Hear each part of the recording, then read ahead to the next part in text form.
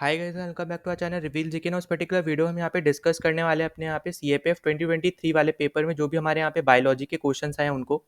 तो देखो, ओवरऑल हमें यहाँ पे 10 क्वेश्चंस हमें यहाँ पे देखने को मिले हैं बायोलॉजी सेक्शन से, ठीक है। और आप यहाँ पे इन क्वेश्चंस में देखोगे कि आपको ना डायरेक्ट सोर्स मैं बेसिकली इस वीडियो में बताने वाला हूँ। तो आप यहाँ पे देखोगे कि एनसीईआरटी से कौन से चैप्टर से कौन से पेज नंबर से स्पेसिफिकली आपको यहाँ पे क्वेश्चन पूछे जा रहे हैं। साथ ही साथ कुछ क्वेश्चन आपके ऐसे भी हैं जो यहाँ पे बार बार रिपीट भी हुए हैं, ठीक है, चाहे वो सीडीएस में हुए हो या फिर वापस से यहाँ पे सीएपीएफ में ही हुए हो, ठीक है। मतलब आप यहाँ पे एक तरीके से आप ये समझ सकते हो कि जो क्वेश्चन आप यहाँ पे यूपीएससी के जो भी आप एग्जाम दे रहे हो, चाहे सीडीएस दे रहे हो या सीएपीएफ भी दे रहे हो, तो आपको हर एक पेपर का आपको यहाँ पे बेसिकली पीवाईक्यू जरूर लगाने हैं। कभी भी आप कोई भी यूपीएससी का पेपर देने जा रहे हो जब भी, ठीक है, स्पेसिफिकली कोई भी सब्जेक्ट वाइज, अगर जैसे आप साइंस की तैयारी कर रहे हो, अगर साइंस का सिलेबस आपका यहाँ पे कोई भी दूसरे सब्जेक्ट में आता है, मतलब दूसरे पेपर में आता है यूपीएससी के, तो उनके पीवाईक्यूज भी आपको यहाँ पे उस पेपर के भी लगा के जाने हैं, ठीक है। क्योंकि आपको यहाँ पे देखने को मिलेगा, अभी मैं आपको जब यहाँ पे क्वेश्चंस कराऊंगा तो कुछ क्वेश्चन आपके यहाँ पे डायरेक्ट दूसरे क्वेश्चन पेपर जो आपका यहाँ पे हुआ था, जैसे सीडीएस का जो हुआ है, तो उससे ही सेम टू सेम क्वेश्चन आपको यहाँ पे देखने को मिला था, ठीक है। तो यहाँ पे हम लोग अच्छे से इस पर डिस्कस करने वाले हैं। यहाँ पे आपको सारे डायरेक्ट सोर्सेज बेसिकली देखने को मिलेंगे। इससे पहले मैं आपको ऑलरेडी यहाँ पे केमिस्ट्री के डायरेक्ट सोर्सेज की वीडियो करा चुका हूँ, जहाँ पे हमने देखा था कि हमारे 11 क्वेश्चंस आपके यहाँ पे आए थे केमिस्ट्री में इस पर्टिकुलर ईयर में 2023 में सीएपीएफ में। और वहाँ पे आपको मैंने सारे डायरेक्ट सोर्सेज आपको यहाँ पे करा दिए थे, ठीक है। अब देखो, ये सीरीज बनाने का मेन मोटिव यहाँ पे यही है कि आपको यहाँ पे एनसीईआरटी की इंपॉर्टेंस पता चले, क्योंकि अभी भी आपके पास इनफ टाइम है। अगर आप यहाँ पे प्रिपेयर करना चाह रहे हो तो आप इजीली अच्छे से आप एनसीईआरटी को भी कवर करते हुए भी आप यहाँ पे सीएपीएफ की अच्छे से तैयारी कर सकते हो, ठीक है। चाहे आप सीएपीएफ कर रहे हो या सीडीएस के लिए कर रहे हो वापस से, तो आप यहाँ पे कोई भी एग्जाम की प्रिपरेशन कर रहे हो ना, आपके लिए एनसीईआरटी मस्ट है, ठीक है। क्योंकि कोई भी कॉम्पिटेटिव एग्जाम के लिए आपके यहाँ पे एनसीईआरटी को ही आप ऐसे समझ सकते हो कि बेस माना जाता है, ठीक है। तो आपके लिए बहुत ज़्यादा इंपॉर्टेंट आपके लिए यहाँ पे ये वीडियो होने वाला है। और सेकंड चीज़ कि यहाँ पे ये पर्टिकुलर सीरीज़ का बनाने का ये भी एक मतलब था, क्योंकि अभी मैं आने वाले कुछ टाइम में अपनी एनसीईआरटी से रिलेटेड एक मैं सीरीज़ लाऊंगा, जहाँ पे हम लोग सब्जेक्ट वाइज सारे टॉपिक्स को डिस्कस करेंगे। एनसीईआरटी में जो जो टॉपिक्स है, चैप्टर्स हैं, उनको हम यहाँ पे इसमें वीडियो वाइज हम यहाँ पे कवर करेंगे। तो आपको यहाँ पे अगर आपको कुछ डाउट होता है तो वो भी आप वहाँ पे उस पर्टिकुलर सीरीज जब मैं वहाँ पे लाऊंगा वो भी आप वहाँ पे पूछ सकते हो। दूसरी चीज़, यहाँ पे हम सारे अच्छे से सिलेबस को कंप्लीट करेंगे, फिर साथ ही साथ हम वहाँ पे प्रैक्टिस क्वेश्चन भी करेंगे, जहाँ पे एक वीडियो में सारे क्वेश्चंस के थ्रू हम यहाँ पे वापस से उस टॉपिक को, उस चैप्टर को हम लोग यहाँ पे अच्छे से रिवाइज भी कर लेंगे, ठीक है। तो आपको यहाँ पे ज़्यादा दिक्कत करने, मतलब ज़्यादा टेंशन लेने की भी ज़रूरत नहीं पड़ेगी। बस आपको यहाँ पे जो मैं वीडियो लाते जा रहा हूँ वो आपको यहाँ पे फॉलो करते जाने हैं, ठीक है।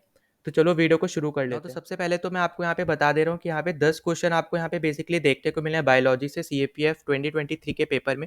और यहाँ पे आप इनको देख सकते हो, ठीक है, अलग अलग आपके यहाँ पे जो एनसीईआरटी हैं क्लास वाइज। तो ऐसे आपको यहाँ पे ये पर्टिकुलर यहाँ पे मैंने डिस्ट्रीब्यूशन भी आपको यहाँ पे करके दिया हुआ है। तो 9th क्लास से आपको यहाँ पे 2 क्वेश्चन देखने को मिले, मतलब 9th क्लास की एनसीईआरटी से। 10th क्लास की एनसीईआरटी से आपको यहाँ पे 5 क्वेश्चन देखने को मिले बायोलॉजी सेक्शन से। 11th क्लास की एनसीईआरटी से आपको यहाँ पे 2 क्वेश्चन देखने को मिले हैं, और 12th क्लास के एनसीईआरटी से आपको 1 क्वेश्चन देखने को मिला है, ठीक है। अब यहाँ पे एक चीज़ ज़रूर याद रखनी है आपको यहाँ पे, कि जितने भी आपके यहाँ पे क्वेश्चन आते हैं ना, उनमें से 1 या 2 क्वेश्चन आपके पक्का ऐसे आएंगे जहाँ पे आपको थोड़ा लॉजिक लगाना पड़ेगा। आपको डायरेक्ट स्टेटमेंट आपको एनसीईआरटी में देखने को नहीं मिलेगी। जैसे हमने यहाँ पे केमिस्ट्री में भी एक क्वेश्चन डिस्कस किया था, वही सेम चीज़ आपको यहाँ पे बायोलॉजी में भी देखने को मिलेगी कि एक क्वेश्चन आपका ऐसा आया हुआ है जहाँ पे आपको यहाँ पे थोड़ा लॉजिक भी लगाना है, और दूसरी चीज़ आप उसको इजीली सॉल्व भी कर सकते हो अगर आपने यहाँ पे सीडीएस की पीवाईक्यू लगाए हैं तो, ठीक है। तो इसलिए मैं आपको यहाँ पे बार बार इसीलिए यहाँ पे मैं फोकस कर रहा हूँ कि आपको यहाँ पे आप कोई भी एग्जाम दे रहे हो, ठीक है, यूपीएससी का, और आपको यहाँ पे दूसरे एग्जाम के भी यहाँ पे पीवाईक्यूज लगाने, अगर वहाँ पे सिलेबस सेम है तो, ठीक है। ये भी आपको यहाँ पे इंपॉर्टेंट है आपके लिए बहुत ज़्यादा। तो सीएपीएफ सीडीएस, ठीक है, दोनों ऑलमोस्ट सेम ही है। तो आपको यहाँ पे ये पीवाईक्यूज आपको हर एक एग्जाम के यहाँ पे लगाते हुए ही जाना है, ठीक है। तो चलो अब यहाँ पे सबसे फर्स्ट क्वेश्चन पे चल लेते हैं हम लोग आगे। तो सबसे पहले क्वेश्चन में आपसे यहाँ पे बोला जा रहा है कि in vertebrates smooth endoplasmic reticulum in cells of which organ plays a crucial role in detoxification of toxic compounds. तो बेसिकली यहाँ पे क्या बात हो रही है कि यहाँ पे जो आपकी वर्टिब्रेट्स होते हैं, ठीक है, 5 डिफरेंट टाइप के आपके वर्टिब्रेट्स होते हैं, आपको यहाँ पे पता ही है। तो यहाँ पे क्या बोल रहा है कि जो आपका यहाँ पे स्मूथ एंडोप्लाज्मिक रेटिकुलम होता है, ठीक है, आपको पता होगा कि जो आपका एंडोप्लाज्मिक रेटिकुलम होता है वो 2 टाइप का होता है, एक रफ होता है, एक स्मूथ होता है। तो यहाँ पे स्मूथ एंडोप्लाज्मिक रेटिकुलम की यहाँ पे बात हो रही है। तो यहाँ पे बोल रहा है कि जो आपका यहाँ पे स्मूथ एंडोप्लाज्मिक रेटिकुलम है आपका यहाँ पे सेल में, तो इसमें से आपका यहाँ पे जो आपको ऑप्शन दे रखे हैं, इनमें से कौन सा ऐसा ऑर्गन होता है यहाँ पे जो क्रूशियल रोल प्ले करता है आपके यहाँ पे टॉक्सिक कंपाउंड की टॉक्सिसिटी खत्म करने के लिए, ठीक है। तो आपको यहाँ पे ये चीज याद रखनी है। ठीक, अब यहाँ पे ये आपका यहाँ पे देखोगे डायरेक्ट सोर्स है, बेसिकली आपको यहाँ पे स्टेटमेंट भी आपको यहाँ पे एनसीईआरटी में देखने को मिलेगी। तो ये आपका यहाँ पे 9th क्लास के एनसीईआरटी से क्वेश्चन आया, पेज नंबर है आपका यहाँ पे 64 और चैप्टर है आपका यहाँ पे the fundamental unit of life. ठीक है, अब देखो यहाँ पे जो पेज नंबर है ना, वो आप यहाँ पे जो भी वर्जन यूज कर रहे होगे उसके अकॉर्डिंग आपको यहाँ पे देखना पड़ेगा, इसलिए मैंने आपको यहाँ पे चैप्टर भी बता दिया अच्छे से। ठीक है, अब देखो आपको मैंने पहले भी पिछले वीडियो में बताया था कि कोई भी आप कॉम्पिटेटिव एग्जाम की तैयारी कर रहे हो तो आपको ओल्डर एनसीईआरटी पढ़नी है। ठीक है, न्यू एनसीईआरटी आप मत पढ़ना, क्योंकि उसमें बहुत सारे चैप्टर्स ऑलरेडी यहाँ पे रैशनलाइज कर दिए गए, मतलब यहाँ पे हटा दिए गए हैं। और हमने पिछले जब हमने यहाँ पे केमिस्ट्री के क्वेश्चंस लगाए थे तो हमने वहाँ पे देखा था कि आपको यहाँ पे जो चैप्टर हटा दिया गया है उससे भी आपको यहाँ पे क्वेश्चन देखने को मिला था। ठीक है, तो इसलिए मैं आपको यहाँ पे यही सजेस्ट करूंगा कि आप यहाँ पे ओल्डर एनसीईआरटी से ही पढ़ना, अगर आप एनसीईआरटी फॉलो कर रहे हो तो।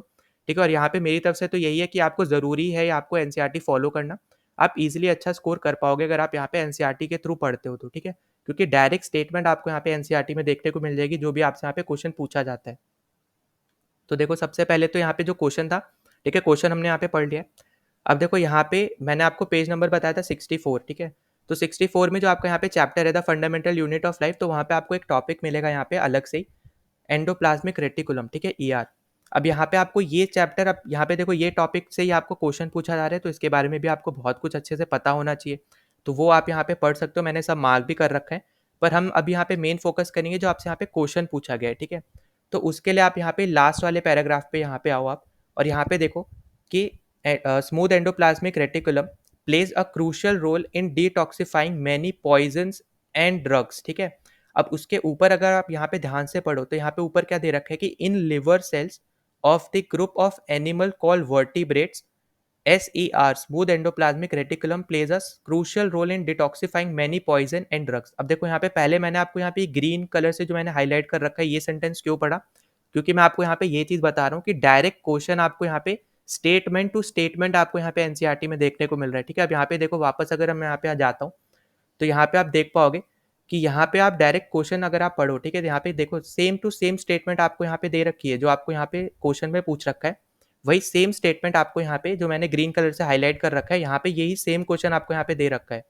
ठीक, अब यहाँ पे देखो आंसर में भी मैंने यहाँ पे येलो से मार्क कर रखा है, यहाँ पे क्या दिया है, the liver cell of the group of animal called vertebrates. Vertebrates की यहाँ पे बात हो रही थी, और यहाँ पे स्मूथ एंडोप्लाज्मिक रेटिकुलम की यहाँ पे बात हो रही थी, उसका कौन सा ऑर्गन यहाँ पे है, तो वो ऑर्गन है आपका यहाँ पे लिवर। ठीक है, तो ये आपको यहाँ पे याद रखना है कि लिवर सेल्स यहाँ पे बेसिकली बात हो रही है, तो ऑर्गन कौन सा है यहाँ पे, वो आपका हो जाएगा यहाँ पे लिवर। तो डी ऑप्शन आपका यहाँ पे करेक्ट है।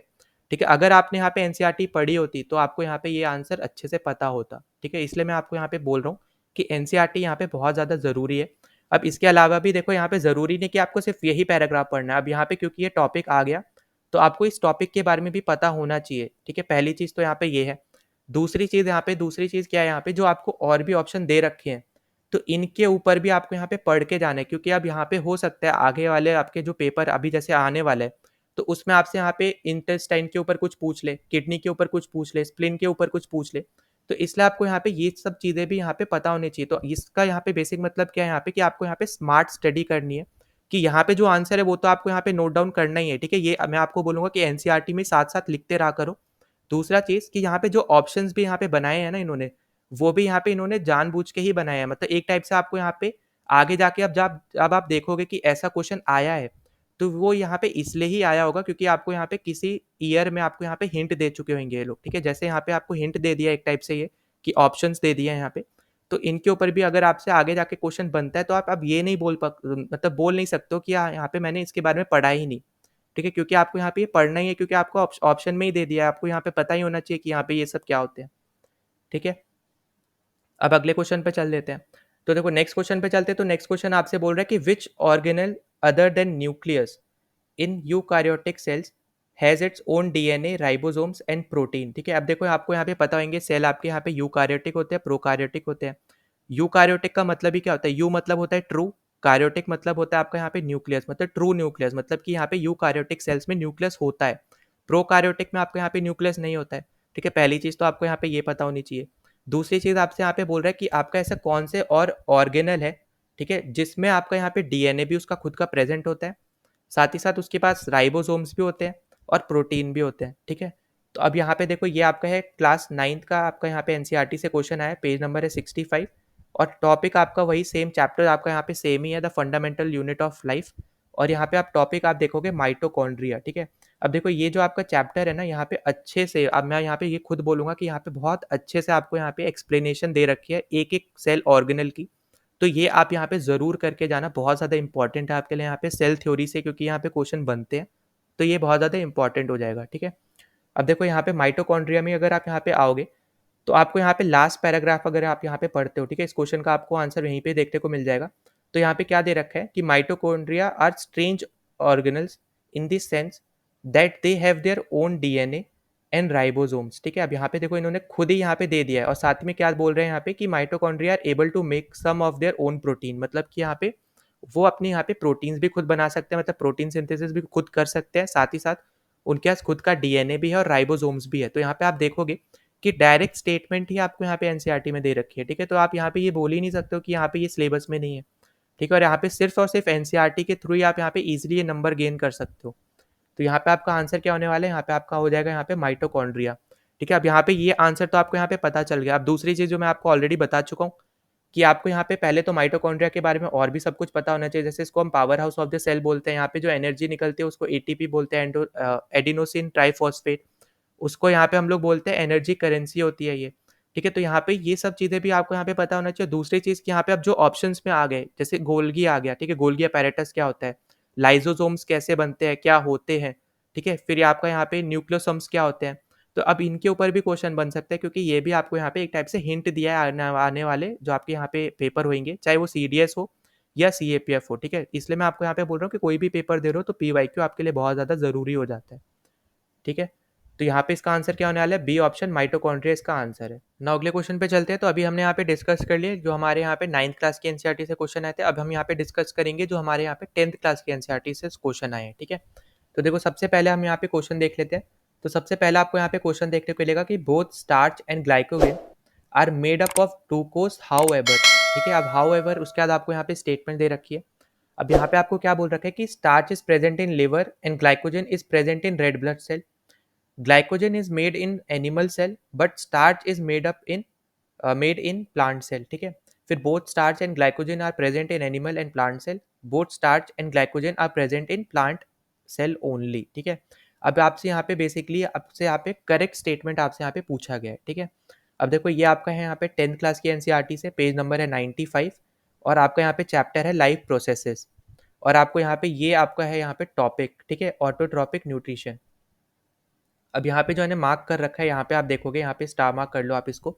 तो येलो में जो मैंने मार्क कर रखा है वहाँ पे आपको स्टार्च के बारे में बेसिकली पता चलेगा। तो यहाँ पे आप पढ़ो, the carbohydrates which are not use immediately are stored in the form of starch, मतलब कि जो आपका यहाँ पे कार्बोहाइड्रेट्स एकदम से यूज नहीं होते हैं ना, उनको यहाँ पे स्टार्च के फॉर्म में आपको बेसिकली यहाँ पे स्टोर किया जाता है, ठीक है। तो यहाँ पे एक तरीके से यहाँ पे ये क्या है, ये सर्व कर रहे हैं as an internal energy reserve, ठीक है। मतलब कि आप यहाँ पे एनर्जी को रिजर्व कर रहे हो, ठीक है। तो यहाँ पे ये चीज़ आपके लिए इंपॉर्टेंट है।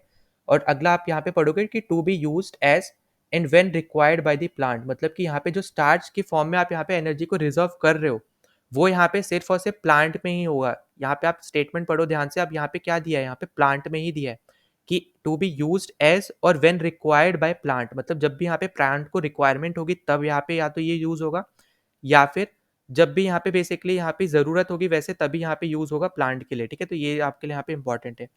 फिर उसके बाद आप यहाँ पे ब्लू वाला आप यहाँ पे पढ़ो, यहाँ पे इसको स्टार मार्क कर लो। तो यहाँ पे आपको पता चलेगा ग्लाइकोजन के बारे में, ठीक है। अब यहाँ पे देखो इन्होंने क्या लिखा है कि somewhat similar situation in seen us where some of the energy derived from the food we eat is stored in our body in the form of glycogen, ठीक है। मतलब कि यहाँ पे क्या बोल रहा है, यहाँ पे इन्होंने बोला ना कि समवॉट सिमिलर मतलब कि यहाँ पे वही वापस से कि यहाँ पे भी हमारे पास अगर हम एनिमल्स में बात करते हैं, मतलब यहाँ पे क्या बोल रहा है कि द फूड वी ईट, ठीक है। मतलब कि अपने यहाँ पे ह्यूमंस की बात हो रही है, ह्यूमंस एनिमल के फॉर्म में आते हैं, तो एनिमल को ही हम लोग यहाँ पे ह्यूमंस को ही हम लोग यहाँ पे एनिमल में काउंट करते हैं। तो हम लोग यहाँ पे बेसिकली एनिमल्स की ही यहाँ पे बात कर रहे हैं। अब यहाँ पे क्या बोल रहे हैं यहाँ पे भी ये कि यहाँ पे ग्लाइकोजन की फॉर्म में हम यहाँ पे एनर्जी रिजर्व करते हैं, ठीक है। तो आपको यहाँ पे स्टेटमेंट आपको यहाँ पे देखने को मिल गई है आपको यहाँ पे क्लियरली, ठीक है। अब यहाँ पे अब अगर हम आंसर देखते हैं तो यहाँ पे आंसर क्या होगा कि स्टार्च आपका प्लांट में होता है और ग्लाइकोजन आपका यहाँ पे एनिमल में ही होता है सिर्फ, ठीक है। तो यहाँ पे आपका आंसर देखो यहाँ पे क्या दिया है बी ऑप्शन में कि glycogen is made in animal cell but starch is made in plant cell, तो आपका यहाँ पे बी ऑप्शन एकदम करेक्ट हो जाएगा। ठीक है, बोथ वाले तो ऐसे ही गलत हो गए। ठीक, अब यहाँ पे देखो गलत, ये तो आपको यहाँ पे इस स्टेटमेंट से पता चल गया कि बोथ आपके गलत है। अब यहाँ पे देखो इंपॉर्टेंट आपके लिए क्या है कि आपको यहाँ पे फर्स्ट स्टेटमेंट के बारे में भी पता होना चाहिए, इसके ऊपर भी आपको आगे जाके क्वेश्चन देखने को मिल सकता है। ठीक है, इसलिए मैं आपसे बार बार बोल रहा हूँ कि यहाँ पे जो भी आपको ऑप्शन में दिया जाए उसके बारे में भी आपको यहाँ पे अच्छे से पढ़ के जाना है। ठीक है, अगर आपने यहाँ पे देखा हो, जब हमने यहाँ पे CDS की PYQ सीरीज की थी, तो वहाँ पे जो भी ऑप्शंस आ रहे थे हमने वहाँ पे अच्छे से हमने वहाँ पे डिस्कस किया था। तो वही सेम चीज़ हम यहाँ पे अभी PYQ जब मैं सीरीज लाऊंगा CAPF की, तो वहाँ पे भी हम अच्छे से सब कुछ डिस्कस करेंगे। ठीक है, तो आपको ज़्यादा टेंशन लेने की ज़रूरत नहीं है, बस आपको यहाँ पे एक ही मोटिव है, एक ही काम है कि पढ़ना है, आपको रिवाइज करना है और प्रैक्टिस करते रहनी है। ठीक है, तो यहाँ पे और साथ ही साथ जो मैं वीडियोज़ ला रहा हूँ ना वो आप ही के लिए, तो आपको यहाँ पे वो देखते हुए भी चलना है।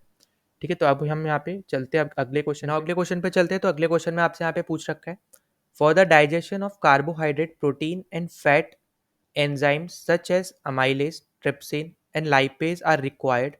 It is secreted into the duodenum through। ठीक है, तो बेसिकली आपको यहाँ पे जो स्टेटमेंट में बोला जा रहा है, यहाँ पे आपसे ये पूछा जा रहा है बेसिकली यहाँ पे कि किस इनमें से कौन से की वजह से आपका यहाँ पे डाइजेशन हो पाता है, आपका यहाँ पे कार्बोहाइड्रेट, प्रोटीन, फैट, एंजाइम्स के लिए। ठीक है, मतलब यहाँ पे एंजाइम में भी आपको यहाँ पे ऑप्शन दे रखे हैं कि आपका यहाँ पे अमाइलेज हो गया, जैसे ट्राइप्सिन हो गया, लिपेज हो गया, ये सब। तो इसी के थ्रू आप वैसे तो आप यहाँ पे बता सकते हो कि आपका यहाँ पे अमाइलेज, ट्रिप्सिन और आपका ये जो लाइपेज है ये आपको कहाँ देखने को मिलता है। ठीक है, आप इसके थ्रू भी बता सकते हो। पर अगर यहाँ पे आप बात कर लेते हैं अपने एनसीईआरटी के बारे में, तो 10th क्लास की एनसीईआरटी से क्वेश्चन आया है, पेज नंबर है आपका यहाँ पे 100, और आपको चैप्टर देखने को मिलेगा वही सेम आपका यहाँ पे लाइफ प्रोसेसेस। ठीक है, अब देखो आपको यहाँ पे देखने को मिलेगा, ये आपका यहाँ पे टॉपिक में आपको देखने को मिलेगा यहाँ पे, ये जो मैंने मार्क कर रखा है। ठीक है, तो यहाँ पे आप पढ़ो इसको, the pancreas secretes pancreatic juice which contains enzymes like trypsin for digesting protein and lipase for breaking down emulsified fats.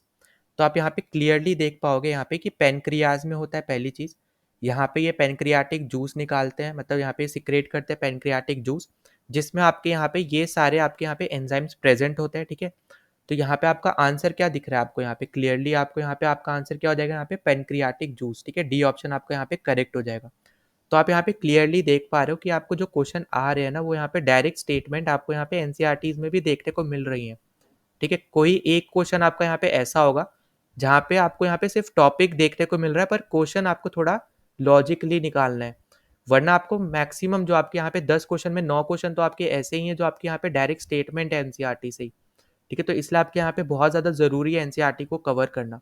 तो इसलिए जो मैं आपके यहाँ पे सीरीज़ लाऊंगा, यहाँ पे जब हम एक एक अच्छे से सब्जेक्ट के चैप्टर्स को हम यहाँ पे डिस्कस करेंगे टॉपिक वाइज, तो आपको वो ज़रूर फॉलो करनी है, उससे आपका यहाँ पे स्कोर बूस्ट ही होगा। ठीक है, चले चाहे आप कोई भी एग्ज़ाम की तैयारी कर रहे हो, भले आप एसएससी के लिए भी कर रहे होगे, तो एसएससी में भी आपने यहाँ पे देखा है कि यहाँ पे साइंस सेक्शन भी आता है। ठीक है, ज्योग्राफी भी आता है, यहाँ पे इकोनॉमिक्स भी आता है, साथ ही साथ आपका यहाँ पे पॉलिटी भी आता है, तो सबको हम अच्छे से कवर करेंगे। ठीक है, वन बाय वन। जैसे भी अब मैं यहाँ पे एक शेड्यूल निकाल दूंगा, अगर आपने टेलीग्राम चैनल ज्वाइन नहीं किया तो ज्वाइन कर लेना टेलीग्राम चैनल, तो वहाँ पे एक मैं शेड्यूल निकाल दूंगा कि जैसे जैसे हम यहाँ पे फॉलो करेंगे, तो वो सब आपको यहाँ पे एक वीक से पहले आपको यहाँ पे वो पता चल जाएगा। ठीक है, तो यहाँ पे राइट आंसर आपका हो गया यहाँ पे पैंक्रियाटिक जूस। अब यहाँ पे वापस से वही सेम चीज़ आपको यहाँ पे कि अब यहाँ पे ऑप्शन में बाइल भी आपको दे रखा है, तो बाइल जूस के बारे में आपको यहाँ पे पता होना चाहिए।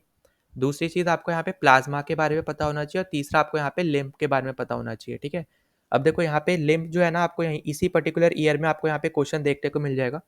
तो अब हम यहाँ पे अगले क्वेश्चन पे चलते हैं।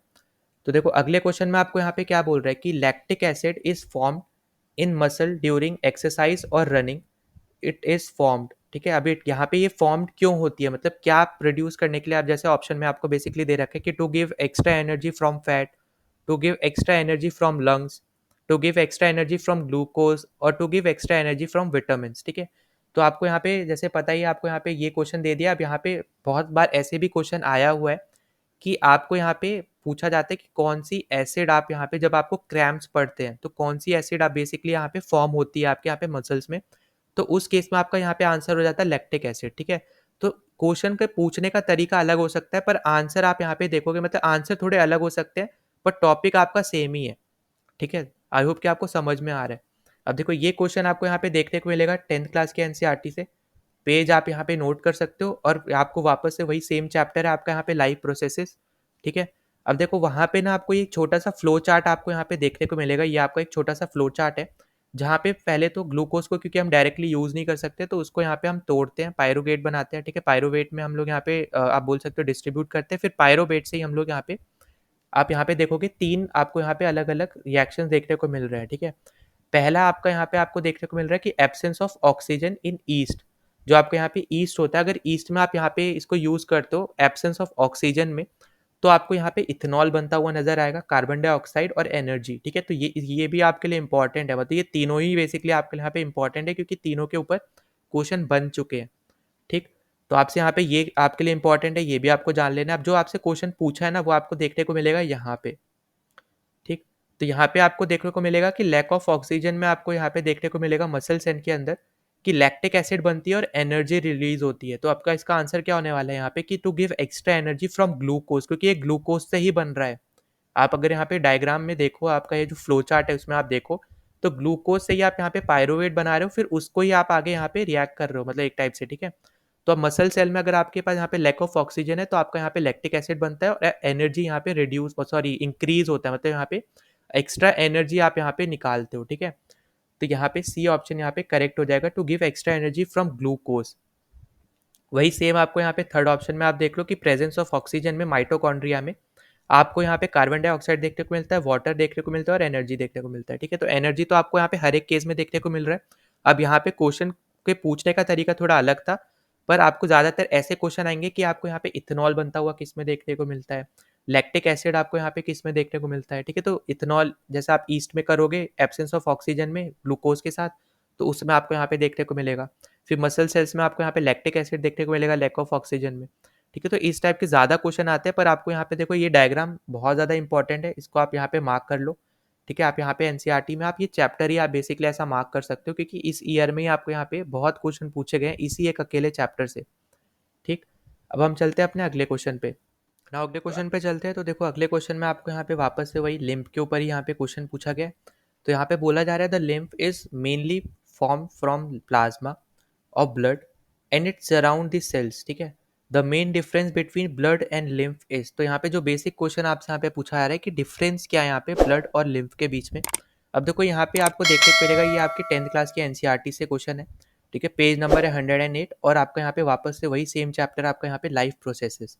अब देखो जो आपको यहाँ पे ऑप्शंस में जो दे रखा है ना, ये सेम स्टेटमेंट आपको यहाँ पे एनसीईआरटी में नहीं दी गई है, ठीक है? यहाँ पे मैं पहले एक चीज़ बोल दे रहा हूँ, पर क्योंकि मैं आपको यहाँ पे ऑलरेडी बोल चुका हूँ कि आपको यहाँ पे पीवाईक्यूज भी लगाने हैं, तो अगर आप यहाँ पे क्लियरली देखो तो CDS 1 2018 का अगर आप पेपर लगाओगे, ठीक है? तो यहाँ पे क्वेश्चन नंबर 48, अब यहाँ पे सेट के हिसाब से आप देख लेना इस क्वेश्चन को, ठीक है? तो इस सेट में आपका यहाँ क्वेश्चन नंबर 48 है कि which one of the following statement about lymph is correct, इनमें से कौन सी आपकी यहाँ पे लिम्फ के रिगार्डिंग स्टेटमेंट करेक्ट है, ठीक? अब इसका यहाँ पे क्वेश्चन का जो आंसर है वो आपको यहाँ पे एनसीईआरटी में देखने को मिलेगा, ठीक है? जो कि आपका यहाँ पे एक टॉपिक है लिम्फ के ऊपर, बेसिकली अलग से ही एक पैराग्राफ पूरा कंप्लीटली डेडिकेटेड पैराग्राफ आपको यहाँ पे दे रखा है एनसीईआरटी में कि लिम्फ क्या होता है, कैसे बनता है। तो इसका आंसर जो आपको यहाँ पे सीडीएस में क्वेश्चन पूछा गया, इसका आंसर आपको यहाँ पे डायरेक्टली देखने को मिल रहा है इसमें।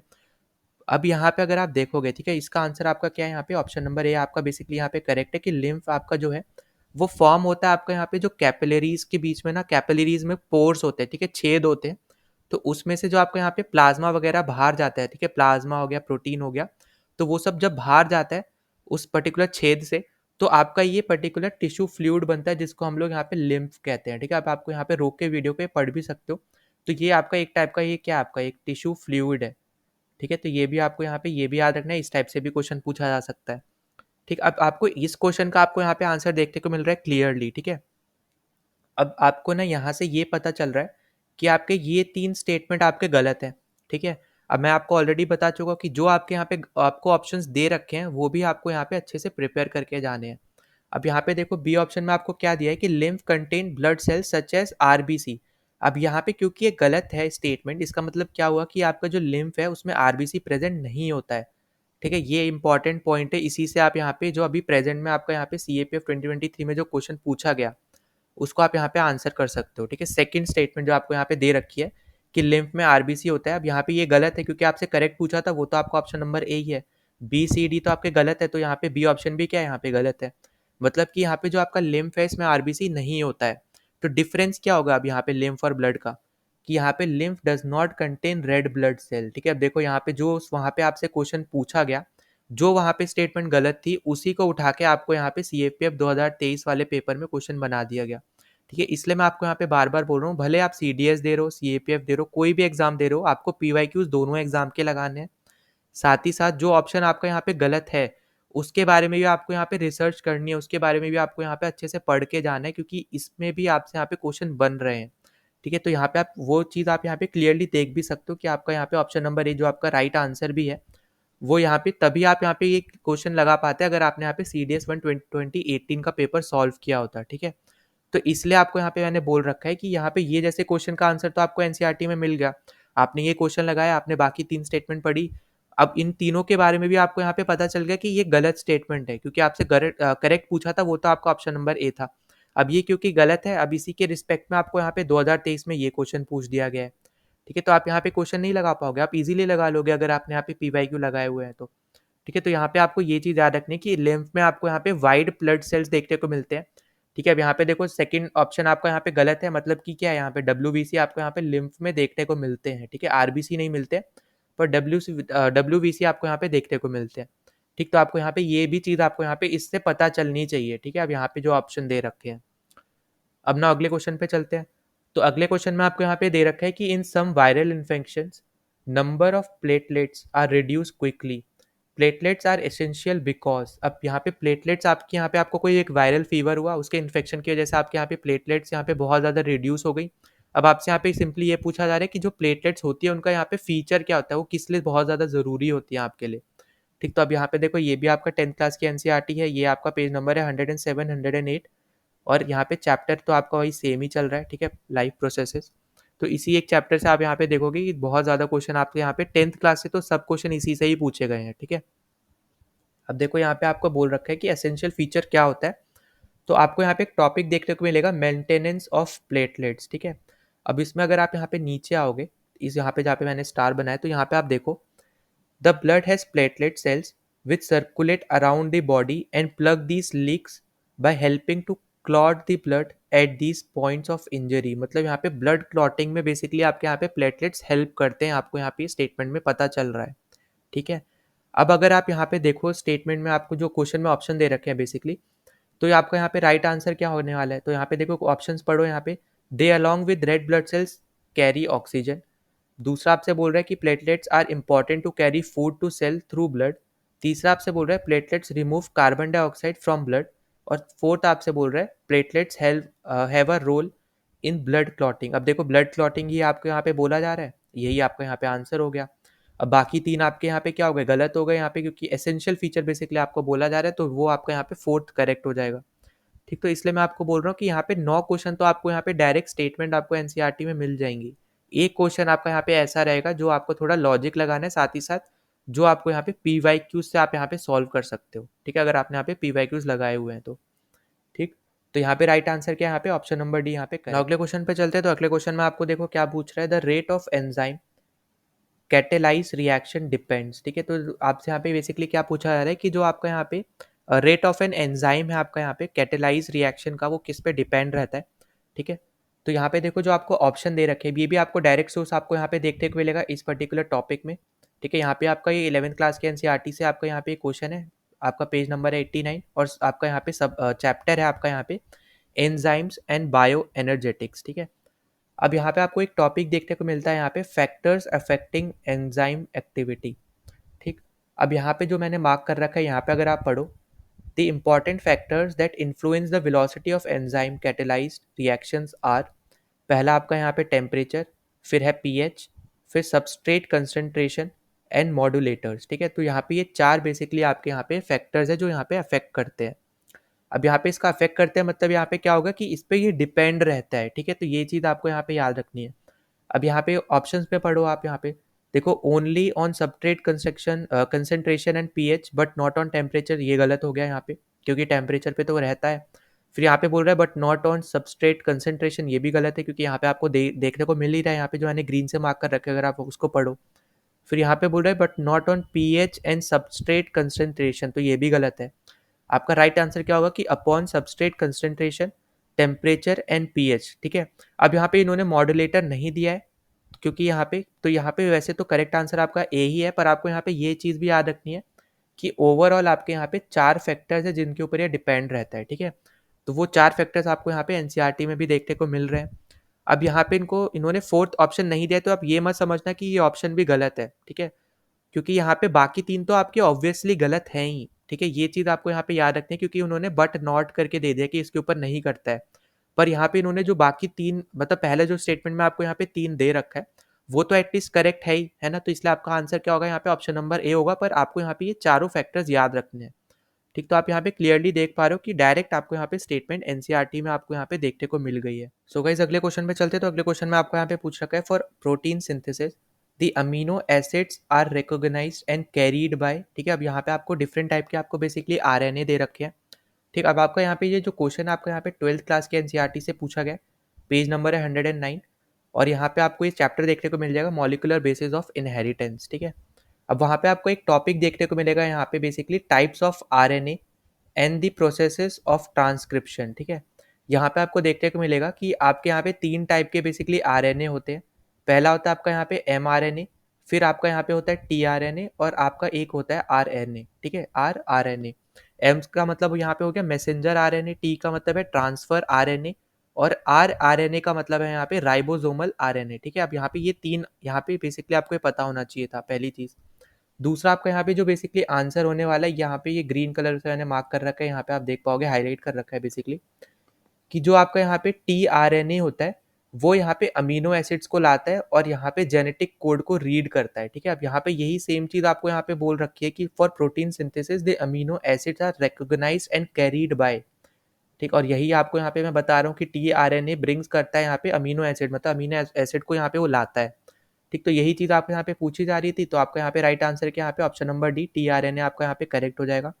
साथ ही साथ जो आपके यहाँ पे बाकी हैं, ये भी आपको यहाँ पे पता होना चाहिए, ठीक। तो यहाँ पे ये जैसे आपका यहाँ पे एमआरएनए है, ठीक है, तो अब ये आपका एक टाइप का टेम्पलेट प्रोवाइड करते हैं कि किस तरीके से आपका ये फंक्शन करेगा, ठीक। फिर आपका जो आरआरएनए है, वो एक टाइप से आपका यहाँ पे स्ट्रक्चरल आपका यहाँ पे रोल प्ले करता है, ठीक है। तो यहाँ पे इन सब के बारे में आपको पता होना चाहिए। सबसे इंपॉर्टेंट तो आपको ये पता होना चाहिए कि कितने टाइप के आपके यहाँ पे आरएनए होते हैं, ठीक है। तो यहाँ पे तो राइट आंसर आपका हो गया यहाँ पे टीआरएनए, ऑप्शन नंबर डी आपका यहाँ पे करेक्ट। नाउ लास्ट क्वेश्चन पे चलते हैं अपना। यहाँ पे जो लास्ट क्वेश्चन पूछा गया है यहाँ पे, तो ये है आपका यहाँ पे कि in human urea is mainly form from the metabolism of which one of the following components of food, ठीक है। तो आपको यहाँ पे बोला जा रहा है कि जो आपका यहाँ पे यूरिया बनता है, वो आपका यहाँ पे किसके मेटाबॉलिज्म की वजह से बनता है, ठीक है। Urea is mainly form from the metabolism of which one of the following components of food, ठीक है। तो कौन से यहाँ पे किसकी वजह से आपका यहाँ पे किसके मेटाबॉलिज्म की वजह से आपका यहाँ पे यूरिया बनता है, ठीक है। तो ये आपको देखने को मिलेगा क्लास 10th में, ठीक है, सॉरी क्लास 11th की आपकी एनसीईआरटी है, वहाँ पे आपको देखने को मिलेगा ये, और आपका पेज नंबर है 290, और इसका ये चैप्टर आपको देखने को मिलेगा यहाँ पे excretory product and there elimination, ठीक है। ये आपका यहाँ पे चैप्टर है। तो यहाँ पे आप देखोगे कि यहाँ पे जो मैंने मार्क कर रखा है, इसको आप यहाँ पे पढ़ना, ठीक है। तो यहाँ पे आपको देखने को मिलेगा यहाँ पे ammonia produced by metabolism is converted into urea, ठीक है। तो यहाँ पे आपको ये स्टेटमेंट आपको यहाँ पे देखने को मिल रही है, ठीक है। पहली चीज आपको ये पता होना चाहिए। दूसरा कि इन दी लिवर, मतलब यहाँ पे लिवर में बनता है, ये भी आपसे यहाँ पे क्वेश्चन पूछा गया है, तो ये भी आपको पता होना चाहिए। और सेक्रेट कैसे होता है, मतलब बाहर कैसे निकलता है यहाँ पे, तो वो आपका यहाँ पे होता है बेसिकली यहाँ पे किडनी के थ्रू, ठीक है।